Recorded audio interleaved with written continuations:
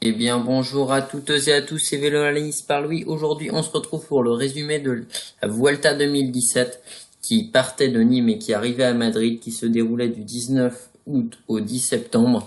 Je vais vous montrer, enfin, là, vous voyez à l'écran les 21 étapes qui étaient au programme. Donc, la première étape était un contre-la-montre par équipe qui fut remporté par la BMC Racing Team. La deuxième étape était une étape toute plate avec beaucoup de vent où il y avait un risque de bordure que la Quick Step à 2,5 km grâce à un rond-point a exploité et a permis à Yves Lampard, le rouleur spécialiste également des classiques, d'aller s'imposer. Elle a même réussi à claquer un doublé sur cette étape car Matteo Trentin a réglé le groupe des rescapés du peloton. Voilà. La troisième étape était la première étape où les favoris pouvaient faire des écarts. En tout cas, la Volta ne se gagnerait pas ici, mais elle pouvait se perdre.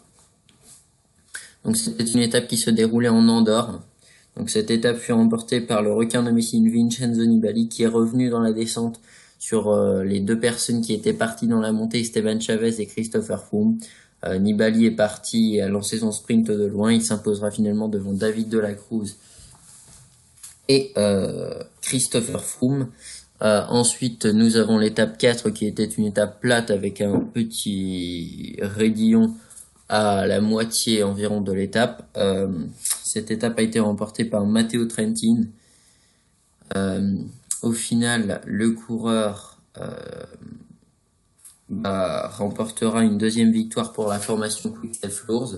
Donc très bon bilan pour la Quick Step Floors dans ce début de Vuelta. Ensuite, la cinquième étape était une étape de vallon qui, avec une arrivée au sommet, qui sera remportée en solitaire par Alexei Lutsenko qui a lâché Mikhail Morkov dans la montée. Ces deux coureurs étaient partis dans la descente du col précédent. Ils étaient arrivés avec un petit peu d'avance sur leurs deux poursuivants, Alexis Goujard et Meraoui Koudous.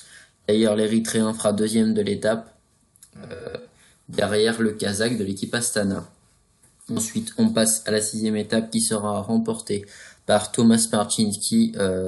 Trois coureurs sont arrivés au sprint pour se disputer cette victoire sur la Vuelta. Donc ces trois coureurs étaient Henrik Mas, Paweł Polianski et Thomas Marcinski, respectivement de la Quick Step Floors, de la Brandsgreux et de la Lotto Soudal. Ce dernier, Thomas Marcinski, réussira à aller s'imposer au sprint et régler ses deux compatriotes. On verra que la suite de la Volta pour la Lotto Soudal et même pour Thomas Marcinski se passera vraiment excellemment bien. Ensuite, on passe à la septième étape qui était une nouvelle étape qui aurait pu être promise aux sprinters, mais les échappés sont allés au bout avec une belle victoire de Matej Moric qui s'est débarrassé de ses compatriotes dans la descente. Il est parti, l'excellent descendeur qui a initié la position assise sur le cadre dans les descentes avec même en pédalant, ce que maintenant beaucoup de coureurs font, ou en tout cas essayent de faire, mais Matej Moric reste le plus efficace, le plus efficace car c'est l'inventeur de cette position.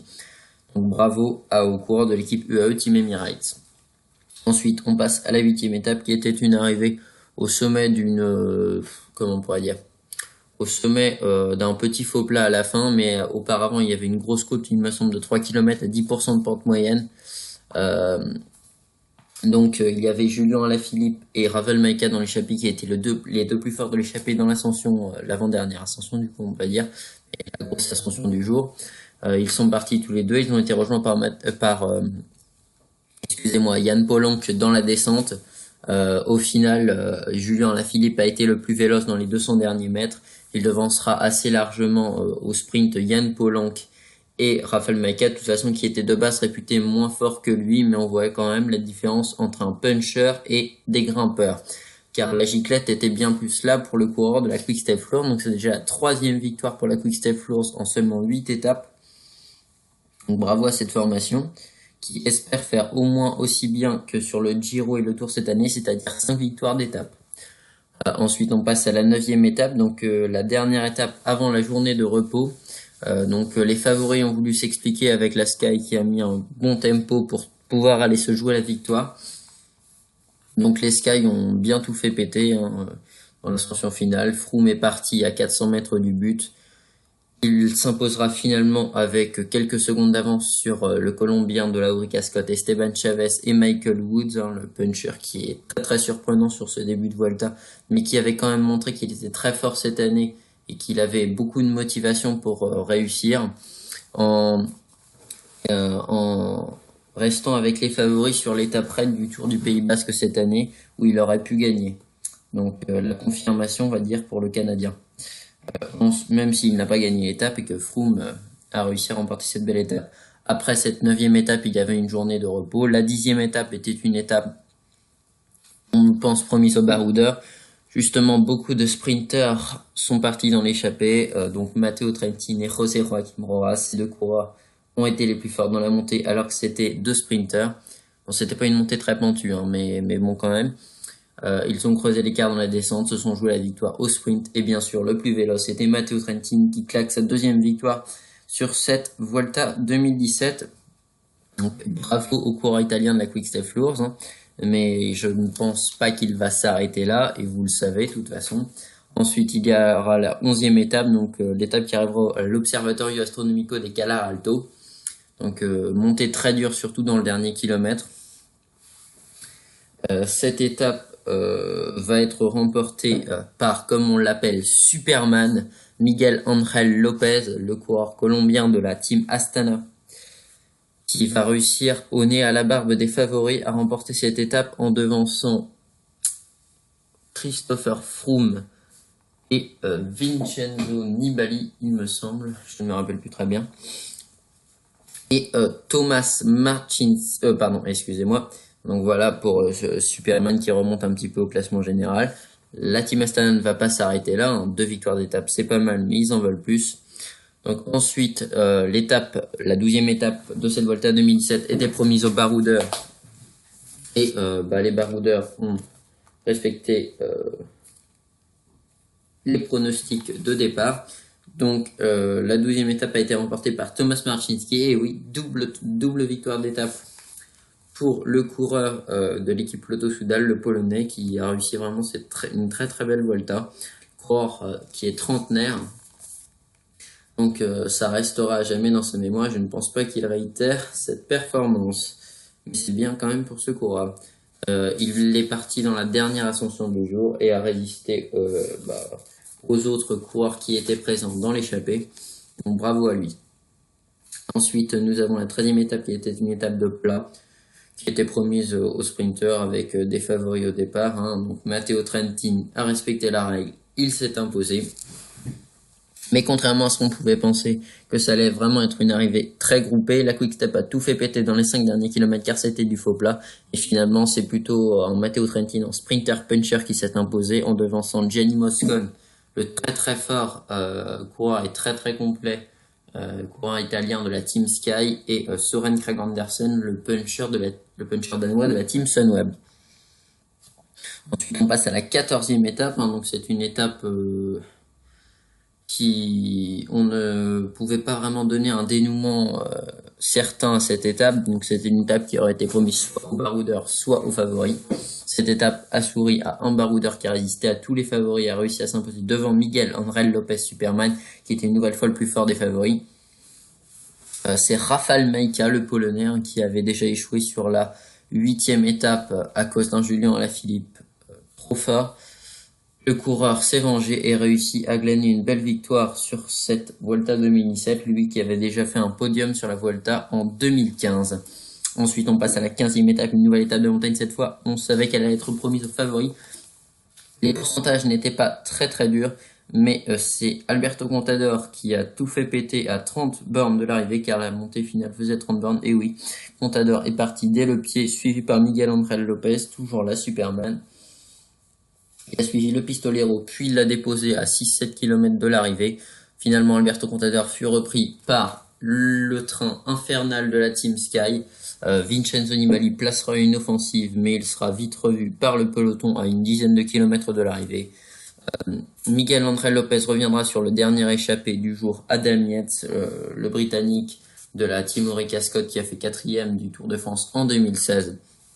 puis il placera une attaque et le déposera. Donc bravo à Miguel Angel Lopez qui ira s'imposer en très très costaud en devançant un groupe, il me semble, composé de Wilco Kellerman, Ilnour, Zachary, Vincenzo Nibali et Christopher Froome. Il me semble que c'est un groupe comme ça. Ensuite, nous passons à la journée de repos. Bah, ça a fait du bien sûr, aux coureurs. Ensuite, il y a eu le chrono décisif, vraiment. Puis après une journée de repos, certains coureurs ne passent pas très bien la journée de repos, mais les favoris ont fait renier leur loi avec un Christopher Froome qui s'impose finalement devant Wilco Kelderman, Vincenzo Nibali, Ilnur Zakarin et Alberto Contador. Donc aucun rouleur dans le top 5, vraiment que des spécialistes. Mais après, une Vuelta très dure, c'est normal que les coureurs du classement général récupèrent mieux que les autres. Ensuite, on passe à la 17e étape, donc une nouvelle fois une étape très très dure avec des pourcentages très rudes à la fin. Donc Alberto Contador a tout fait péter du côté des favoris, il va reprendre beaucoup de temps et on va se poser la question, Contador peut-il faire un podium? Oui, la réponse est oui, mais va-t-il le faire? Ça, on ne sait pas encore. Stéphane De Nifel va être le dernier à résister à Alberto Contador et va s'imposer. Gros numéro du coureur autrichien de la team Aqualbus Sport qui ramène un premier succès, une équipe qui vient d'être créée cette année en 2017. Donc vraiment magnifique victoire pour cette équipe. Le coureur qui mérite sa victoire car il a été très très costaud. Ensuite, on a une 18e étape qui va être promise au baroudeur. Un profil vraiment pour baroudeur avec une ascension finale assez courte. Sander Armé va partir au kilomètre dans cette ascension et il va ramener à 3e victoire pour l'équipe Lotto Soudal. Donc très belle victoire du coureur belge. L'étape d'après, c'est son compatriote et équipier Thomas De Gendt qui fera de même sur la 19e étape. Voilà. Au sprint, cette fois, il devancera Jarlinson Pantano. Contador a tenté un coup dans l'ascension finale. Il a repris Edward Tuns qui était dans l'échappée et qui l'a attendu, mais malheureusement, ils se sont fait reprendre par les coéquipiers de Wilco Kelderman et de Christopher Froome qui n'ont pas voulu perdre de temps sur le Pistolero. Le Pistolero, le lendemain, à l'Angliru, l'étape reine de cette Vuelta 2017, qui a fait un très très grand numéro, le Contador. Il est parti tout simplement dans la descente avec Jarlinson Pantano qui l'a déposé au pied. Il a eu des alliés de circonstance avec Henrik Mas et Marc Soler et c'est également Simon Yates qui l'ont aidé. Il va réussir à aller s'imposer en costaud et donner le signe du Pistolero pour la 2e fois sur l'Alto dell'Angliru. Et 2 ans jour pour jour après son dernier succès où il avait pu faire le Pistolero sur une course World Tour, sur une course en ligne bien sûr. Voilà, très très belle victoire pour le coureur espagnol natif, il me semble, de Madrid. Donc voilà, Contador est un grand champion, il mérite amplement cette victoire. Il s'imposera devant Wouter Poels et Christopher Froome. Je pense que le néerlandais du Team Sky aurait peut-être pu aller chercher Alberto Contador, mais il a dû accompagner Froome jusqu'au bout et réalise une 2e place à l'Alto dell'Angliru pour la 2e fois de sa carrière après 2011. Christopher Froome conserve magnifiquement ce maillot rouge et en plus conforte son avance sur Vincenzo Nibali, Ilnur Zakarin et Wilco Kelderman. Seulement Alberto Contador lui reprend du temps, donc très bonne affaire pour le coureur de le Team Sky. Et la dernière étape, c'est conclu par un sprint massif. Matteo Trentin s'est imposé. Lui qui voulait aller chercher le maillot vert, ils ont tout mis en œuvre pour réussir à aller le chercher, mais Christopher Froome a réussi à conserver ce maillot en se mêlant au sprint final et au sprint intermédiaire, même s'il n'a pas gagné de points au sprint intermédiaire. Donc au total, ça se joue pour 2 points. Christopher Froome repart avec 3 maillots, le classement du général, le classement du combiné et le classement par points. Bravo à lui. Ensuite, on passe aux favoris au départ. Donc, les favoris au départ pour les sprints étaient Matteo Trentin, l'Italien qui a remporté 4 étapes sur cette Volta 2017. Donc, bravo à lui. Magnus Cort Nielsen, le Danois de l'Orica Scott, qui partait dans les favoris du sprint car il a remporté 2 étapes l'année dernière. Malheureusement, cette année, il n'a rien fait. John Degenkolb, la Trek Segafredo, l'Allemand, qui est déjà triple vainqueur d'étape sur la Vuelta, malheureusement a abandonné car il était malade. Sacha Modolo a réalisé une belle 3e place à la 2e étape de cette Volta 2017, mais il s'est écrasé vers la fin, il n'a rien pu faire. Au classement général, Vincenzo Nibali, l'Italien, était attendu, comme Esteban Chavez, le Colombien, un autre Italien, Fabio Aru, l'Anglais Christopher Froome et le Russe Ilnur Zakarin. Donc, dans ces 5 coureurs, 3 seront sur le podium. Les autres se seront quand même pas mal ratés. Vous verrez par la suite qui, mais je pense que vous le savez. Ensuite, on passe à l'évolution des classements. Donc, pour le classement général, Juan Dennis a pris le maillot rouge dès la première étape grâce au contre-la-montre par équipe. Donc, bravo aux coureurs australiens. Porté le maillot rouge une étape. Ensuite, Yves Lampart l'a pris à la 2e étape. Puis Froome, de la 3e étape jusqu'à la dernière étape, a conservé ce maillot rouge. Ensuite, on passe au classement par points. Donc, Matteo Trentin l'a pris dès la 2e étape. À la 3e étape, Vincenzo Nibali a repris à Matteo Trentin. Matteo Trentin s'est vengé et l'a repris de la 4e à la 14e étape. Puis Christopher Froome a repris à Matteo Trentin dès la 15e étape et l'a conservé jusqu'à Madrid.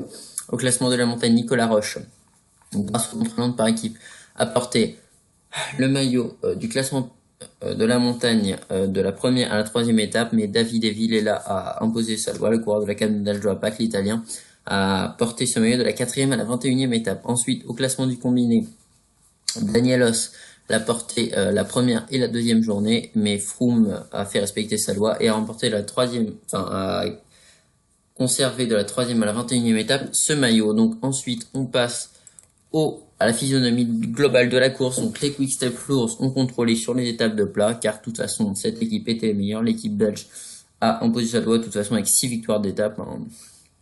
Donc 4 pour Matteo Trentin. La Sky a beaucoup contrôlé le peloton, mais a laissé régulièrement les échappées filer vers une victoire d'étape. Lors des arrivées au sommet, elle mettait en place un train d'enfer, ce qui faisait totalement tout péter. Et la Astana, suite aux excellentes performances de Superman Miguel Ángel López, a beaucoup contrôlé à la fin de la Volta pour tenter, tenter avec le Colombien de remporter d'autres victoires d'étape. À partir de la 2e semaine, c'est quand même à signaler. Et on peut également dire que la Trek collabora pas mal avec l'Astana avant l'Alto des Langlirou pour revenir sur les échappées et aller se jouer à la victoire d'étape. On verra que les Trek n'ont pas bossé pour rien, puisque le Pistolero 7 est allé s'imposer au sommet de Langlirou. Donc, je ne cesse de le répéter, mais bravo au Pistolero pour cette fantastique carrière qu'il a conclue à la 5e place du classement général. Même s'il était 4e au sommet de Langlirou, il s'est légèrement relevé pour saluer le public sur la dernière étape à Madrid. Bravo, très bel adieu pour le Pistolero. Ensuite, on va passer aux classements finaux et aux interviews. Voilà. Au classement général, c'est Christopher Froome qui s'est imposé. Au classement de la montagne, c'est Davide Villela. Et au classement par points et au classement du combiné, c'est également Christopher Froome. Donc 3 maillots pour le Britannique de la Team Sky et un maillot pour le coureur italien de la Cannondale Drapac. Les deux vainqueurs de maillot se sont exprimés. Donc on va commencer par Davide Villela, l'Italien de la Cannondale Drapac. C'est peut-être grâce à lui que la Cannondale a réussi à retrouver un sponsor. Bravo à lui, tout simplement. Il a vraiment très bien défendu les couleurs de l'équipe américaine. Il a dit, je cite, après l'arrivée à Madrid: ça représente beaucoup pour moi. C'est une grande émotion d'amener ce maillot à Madrid. Je l'ai porté d'Andorre, 3e étape, jusqu'à l'arrivée. Je veux remercier mon équipe pour tout le soutien qu'ils m'ont apporté pour rendre ça possible.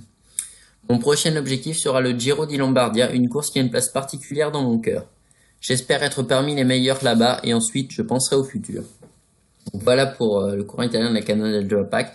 Et pour Christopher Froome, celui qui a réalisé cette année le doublé Tour Vuelta, donc grand bravo aux Britanniques. Il a dit, je cite, « C'est juste incroyable. Aujourd'hui, dans la finale, je me suis dit que ce serait probablement la seule fois de ma vie que je pouvais essayer de gagner le classement par points dans un grand tour. On a tout donné. On a réussi à prendre quelques points. Je ne peux évidemment pas être plus heureux du résultat. C'est une compétition à gagner, tout simplement. J'essaie encore de réaliser tout ce qui se passe. Ça a été un parcours incroyable. Rien que le fait que personne n'ait jamais gagné le Tour et ensuite la Vuelta, c'est incroyable de parvenir à le faire. Évidemment, je ne l'ai pas fait tout seul. Je veux remercier la formidable équipe derrière moi. Merci pour tout le soutien de tout le monde, les supporters, ma famille, mes amis. Ces quelques mots ont été formidables et je veux remercier tous ceux qui y ont contribué. Je me suis battu pour cette victoire depuis 6 ans. 3 fois, j'ai fini sur la 2e marche du podium, donc c'est formidable de monter sur la première cette fois. Donc voilà pour l'interview du coureur qui a remporté 3 maillots cette année, dont le classement général. Donc bravo aux Britanniques, je le redis et je ne cesse de le dire. Ensuite, je vais vous faire un bref résumé du bilan des équipes à l'oral. Hein, voilà. Donc la Astana Pro Team a gagné le classement par équipe devant la Movistar et la Team Sky. Donc la Astana Pro Team repart avec 3 victoires d'étape et une 8e place au classement général. Donc 2 victoires d'étape avec Miguel Ángel Lopez, le Superman, plus une 8e place au général, plus, même si ce n'est pas un maillot, le classement de meilleur jeune. Et une étape avec Alexei Lutsenko sur la 5e étape. Donc bravo aussi au Kazakh. La Movistar, deuxième équipe de cette Volta, repart un petit peu bredouille quand même, hein, pour la formation qui l'année dernière avait remporté le général avec Quintana, porté également le maillot rouge avec Ruben Fernandez et remporté, il me semble, le classement par points. Ah non, fait deuxième du classement par points avec Alejandro Valverde. N'a pas fait grand chose cette année. Ils auraient pu espérer quelque chose avec Carlos Betancourt, malheureusement, qui a chuté sur la 6e ou 7e étape. Et abandonné alors qu'il était très fort. C'est dommage pour cette formation. Ensuite, on passe à la Team Sky. Donc voilà, 2 victoires d'étape pour Christopher Froome, le général, le classement par points et le classement du combiné. Cette équipe ne pouvait quasiment pas rêver mieux, sauf peut-être une victoire de Pouls ou Froome à l'Alto des Langliru. Mais bon, c'est quand même pas mal pour cette équipe. Ensuite, on passe à la UAE Team Emirates, qui a beaucoup aussi également avec Rui Costa et Anne Polanc. Mais c'est finalement Matej Moric qui arrive à ramener une victoire tout simplement à Abu Dhabi, hein, pour cette équipe. Donc bravo à eux. Ensuite on passe à la Lotto Jumbo. Donc cette équipe repart quand même assez bredouille avec seulement une 9e place au classement général de Steven Kruijswijk, qui a tenté quand même sur Langliru de refaire son retard, mais il ne pouvait vraiment pas faire mieux. Le 4e du Giro 2016. Ensuite, on passe à l'Orica Scott qui partait avec 3 leaders désignés au départ, plus un sprinter. Le sprinter Magnus Cort Nielsen, malheureusement, n'a rien fait, peut-être un petit peu troublé par son changement d'équipe, qui a le passe de l'Orica Scott à la Astana Pro Team. Peut-être c'est une solution plausible.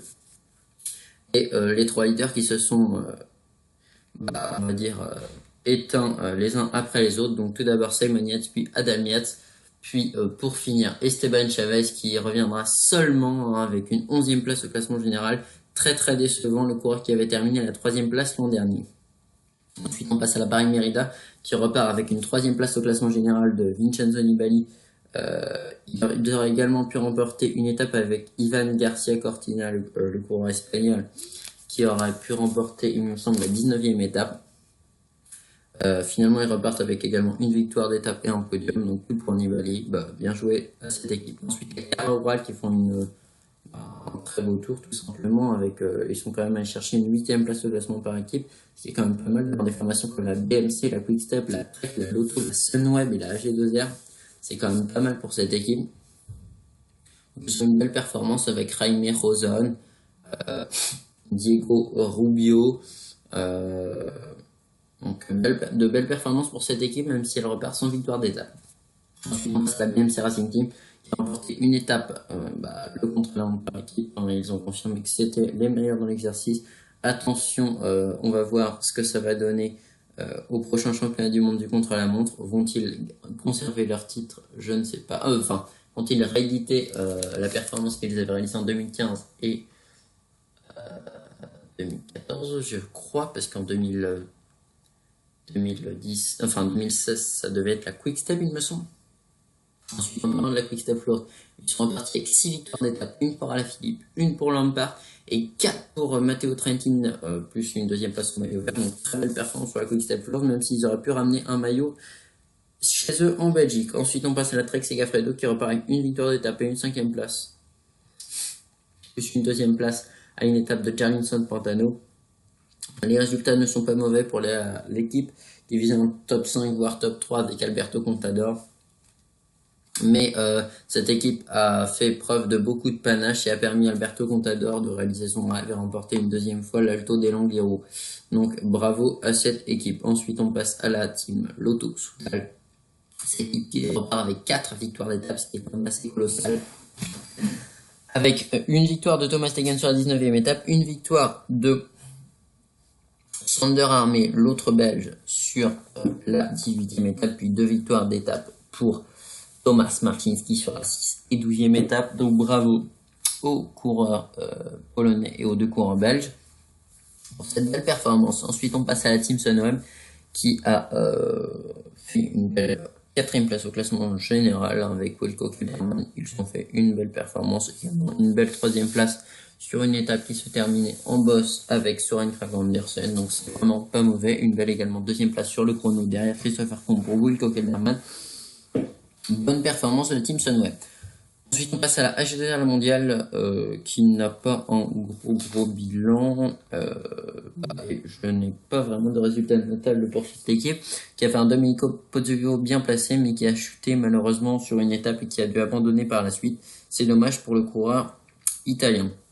Sinon, aucune performance notable pour cette équipe. Ensuite, on passe à la Manzana Bostobon qui s'est beaucoup montré dans les échappées mais qui n'a pas été récompensée. C'est dommage, mais je pense que c'est une équipe en devenir et qu'elle peut réaliser de grandes choses dans le futur. Ensuite, on passe à la Cofidis Solution Crédit qui arrivait avec un ancien vainqueur d'étape sur la Volta, Jonas Van Ganegten, qui malheureusement n'a rien fait et n'a pas réussi à remporter une belle victoire. C'est dommage puisqu'il a reçu plus abandonné par la suite.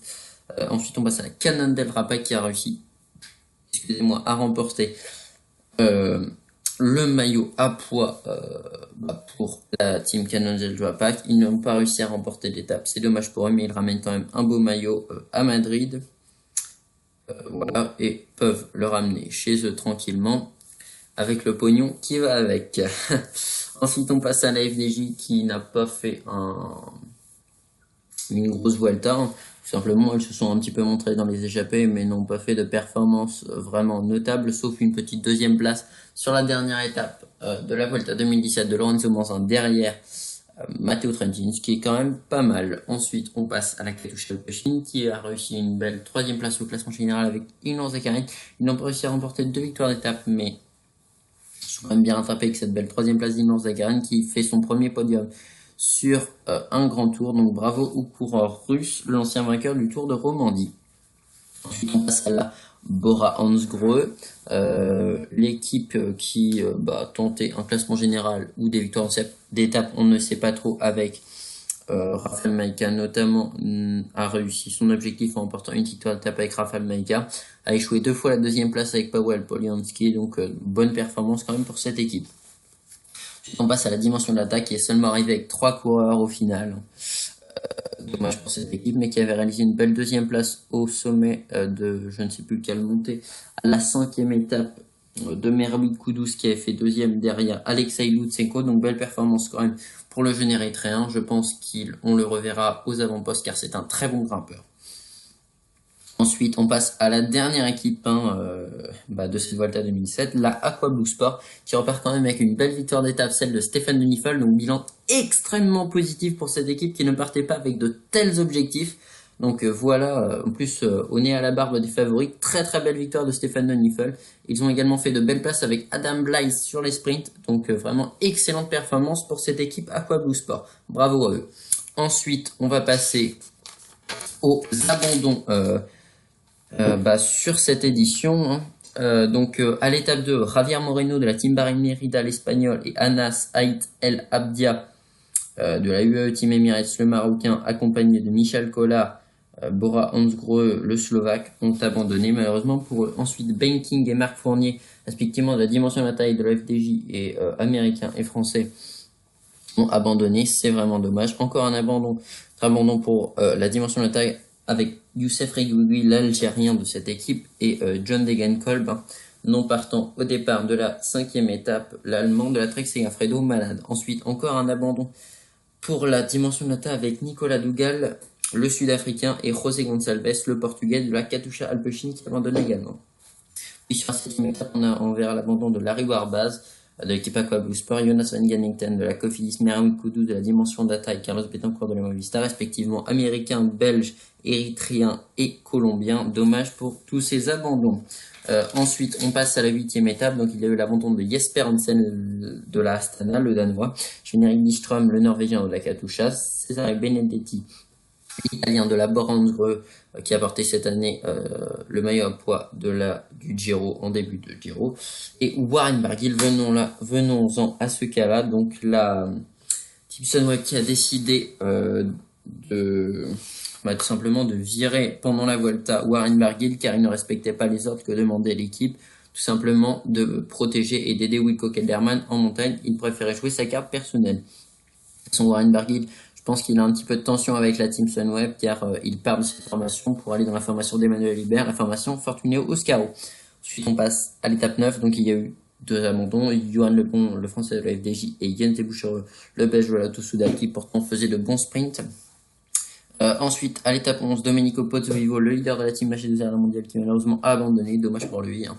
C'est vraiment dommage. À l'étape 12, on a pu noter 4 abandons, donc Serge Pauwels, le belge de la dimension data, George Bennett, le néo-zélandais de la team Lotto Jumbo, Lennart Hofstede, le néerlandais de la team Sunweb, et Jorge Arcas, l'espagnol la Movistar.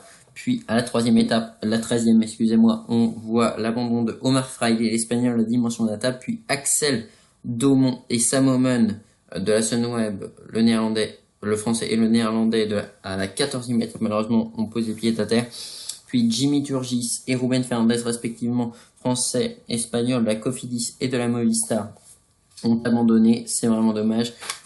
Juste avant la dernière semaine, puis en dernière semaine, à l'étape 16, on a vu Juan Denis juste avant le chrono. C'est bizarre car il aurait peut-être pu jouer sa chance. Alexandre Geniez et Nico Den se sont fait virer également de leur équipe pour mauvais comportement car ils se sont accrochés à la voiture pendant l'étape. Puis Sven Toft, le vétéran canadien de la team Ulrich Scott et Kylian Franchini, le jeune Suisse de la BMC, ont abandonné.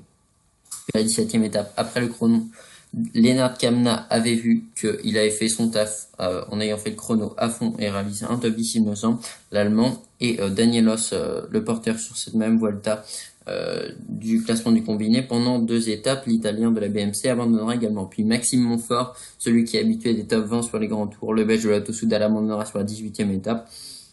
Ça n'a pas vraiment posé de soucis à l'équipe puisqu'ils ont remporté la 18 et la 19e étape. Donc ensuite, la 19e étape, Matvei Mamikin, le coéquipier de Inon Sakharine, n'a pas vraiment pu l'aider, enfin n'a pas pu du tout l'aider sur l'Angliru alors qu'il l'avait bien aidé tout au long du Giro, hein.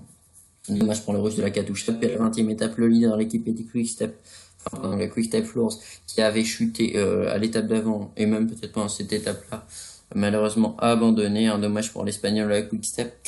Puis à la 21e étape, Aude Christian Henking, non partant, le Norvégien de la FDJ, car il a été tiré de cette Vuelta pour mauvais comportement. Donc voilà pour les abandons de cette Vuelta 2017. Ensuite, on passe aux analyses des performances des coureurs ayant pesé sur la course. Donc dans mon analyse, il y aura la forme du coureur au départ, les ambitions, puis les résultats.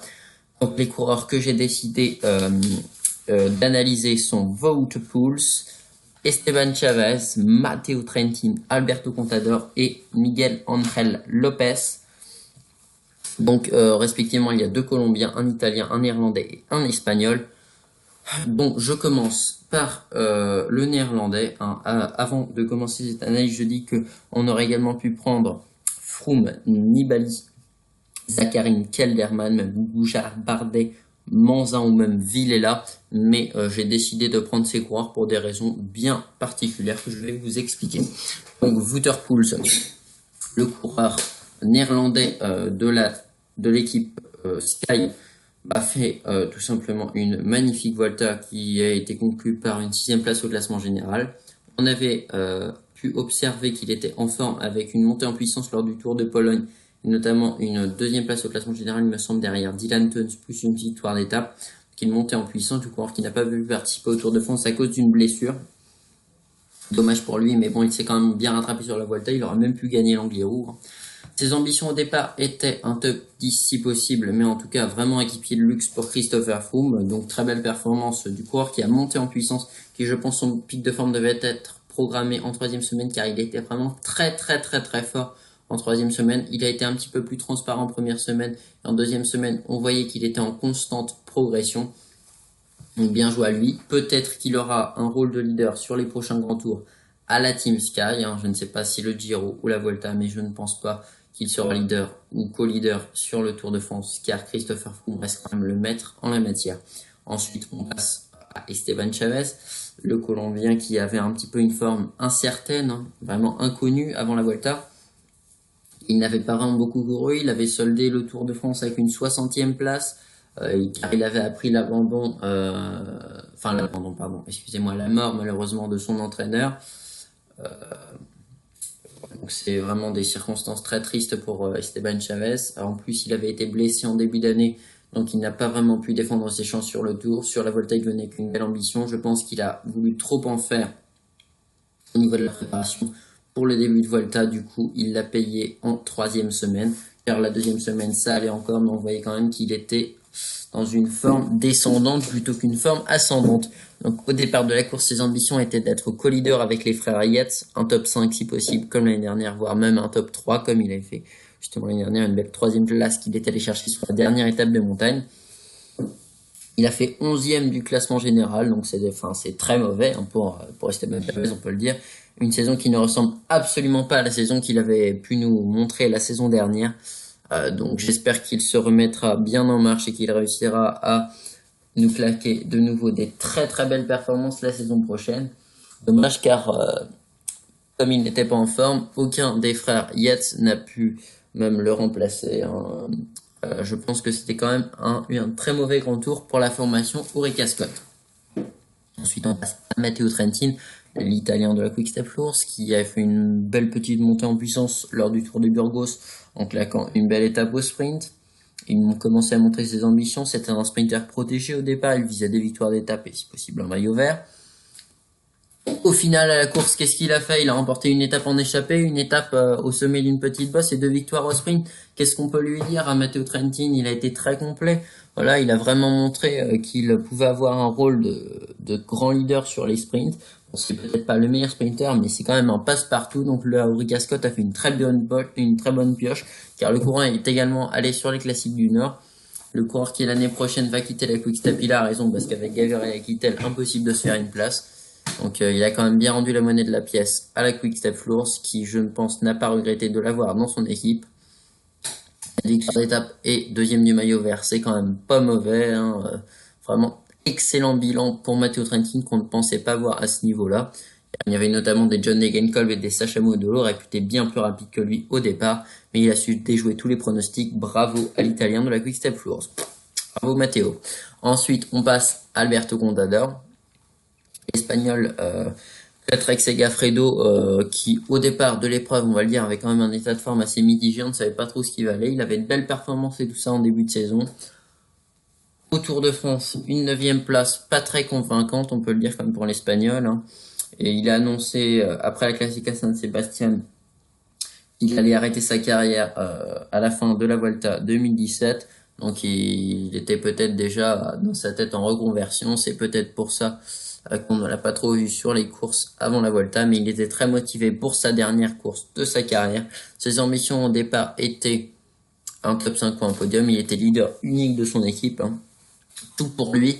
Au final, il rapporte quand même à l'équipe une victoire d'étape, une 5e place au classement général, même s'il aurait pu faire 4e, car il s'est relevé sur la dernière étape pour saluer les supporters et les coureurs, les gens tout simplement qui l'ont soutenu pendant toute sa carrière. Hein, donc très bien ce qu'a fait le Pistolero et il a déjoué tous les pronostics car on pensait vraiment pas au départ qu'il allait être si fort. Il a fait une très belle 2e et une 3e semaine, il a vraiment très bien préparé sa Vuelta et bonne retraite Alberto Contador. J'espère qu'il nous fera des merveilles en tant que co-directeur avec Ivan Basso du centre de formation de l'équipe Trek Segafredo. Donc on lui souhaite un très bel avenir tout simplement. Et le dernier coureur que je vais analyser est Miguel Angel Lopez, hein, le Colombien de la Astana Pro Team, qui a subi une belle montée une pression et en puissance lors du Tour de Burgos. Hein. Il a remporté une belle étape au sommet, au nez et à la barbe de Mikel Landa et David de la Cruz, et même de Enric Mas aussi, il me semble. Donc belle performance du Colombien. Excellente 2e semaine, bonne 3e semaine également, un peu moins présent sur la 3e semaine où il a perdu quand même pas mal de temps. Au départ, il avait des ambitions de top 10 s'il avait été un peu comme co-leader avec Aru, mais au départ, il venait quand même en tant qu'équipier luxe de l'Italien, du Sardes, hein, qui a fait une belle 5e place sur le dernier Tour de France, mais pas vraiment à son meilleur niveau. Le Sardes, je pense, très fatigué de son Tour de France, car il a été malade en fin de Tour de France, et je pense qu'il a eu du mal à récupérer. Au final, Aru se craque complètement, fait une 16e place au général ou un truc comme ça, complètement raté le Fabio. Il a tout perdu sur la dernière étape. Mais Miguel Angel Lopez a perdu également beaucoup de temps sur la dernière étape, mais il avait quand même fait de belles choses convaincantes, hein. 2 victoires d'étape, une 8e place au classement général et le classement du meilleur jeune, ce qui est quand même pas mal pour un mec de 23 ans, le ancien vainqueur du Tour de Suisse 2016 et du Tour de l'Avenir en 2014, n'a quand même pas fait, on peut le dire cette fois, de la merde. Il a quand même montré que c'était vraiment l'avenir reposait sur lui dans cette formation Astana Pro Team. Pourquoi pas réaliser de très belles performances et dès l'année prochaine réaliser un top 5, voire un podium sur un grand tour.